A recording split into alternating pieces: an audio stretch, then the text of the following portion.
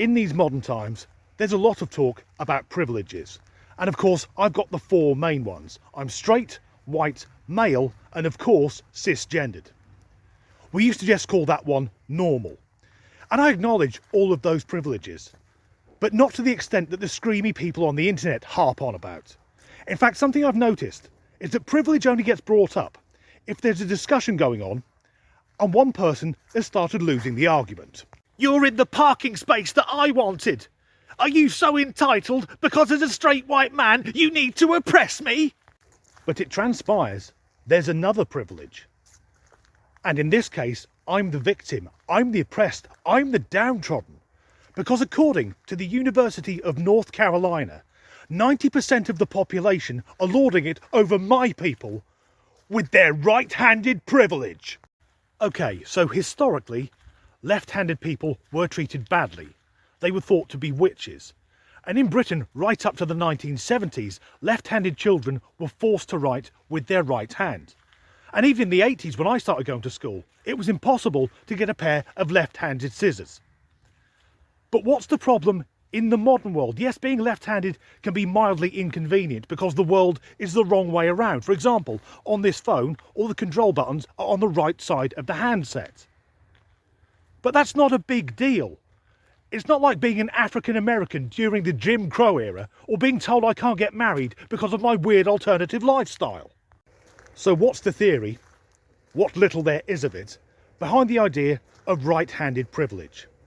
Well, at the university, the first two bullet points say, in relation to right-handed people, it's easier and it's more easy.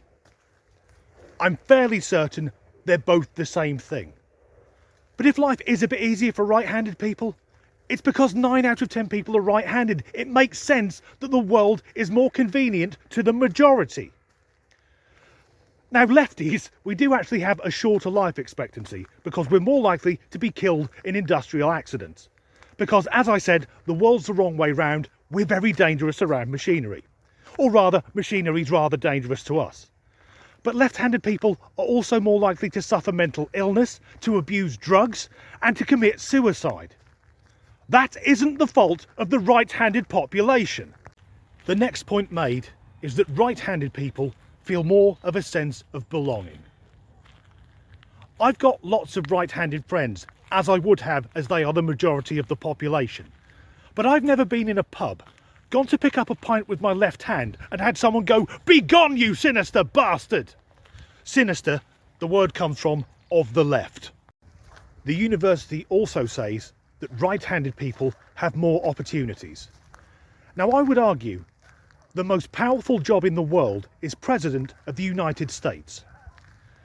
And if we look at recent history, Ronald Reagan, George Bush Sr., Bill Clinton and Barack Obama are all left-handed.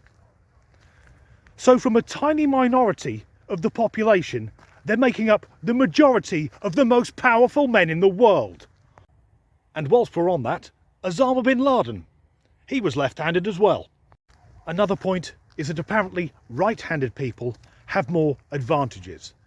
And the example given is that on a coffee cup with a painted design, that design is on in such a way that if the cup is lifted by the right hand, it faces outwards. Now, I don't want to freak anyone out here. I can also drink coffee using my fucking right hand. That isn't oppression. Oppression is not being allowed to have a cup in the first place. And going back to lack of opportunities, well, I think Bill Gates and Mark Zuckerberg have done remarkably well given their left-handed disadvantage. Why is this university trying to create a problem that isn't there? It's another group of woke bastards trying to get their group into the victimhood Olympics. So to all of the screaming, left-handed lefties, please shut the fuck up. Yes, it's an inconvenience going through school with blue ink all over your hand, and lefties are more likely to be dyslexic. But let's talk about the advantages, because left-handed people excel in the arts. Left-handed people are right brain dominant, and that side of the brain controls artistic ability. If you're not sure, then ask Leonardo da Vinci or Michelangelo. And when it comes to film and theatre, just Google left-handed actors and actresses. Us lefties make up 10% of the population, but make up half of Hollywood. And there are more left-handed musicians than non-musicians. Now, the most popular instrument in the world is the guitar, and you might think it's rare to see a left-handed guitar player, but that's not the case, because the majority of left-handed guitarists actually play right-handed. To me, that makes more sense. All the complex shit's going on the neck. If anything, right-handed guitarists confuse me. Being in a minority group, any minority group, means that life is never going to be perfect. And maybe if more minority groups adopted that, rather than looking for problems that aren't there, society would function better.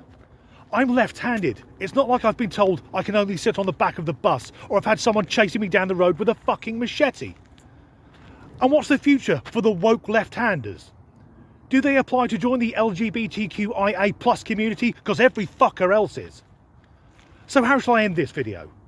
I'm not going to say to the 1 in 10 people who is one of my people, don't worry, one day the struggle will come to an end, we will reach the promised land, and the other 9 out of 10 people, educate yourselves, you fucking bigots. No, as ever, I say to everyone, thanks for watching.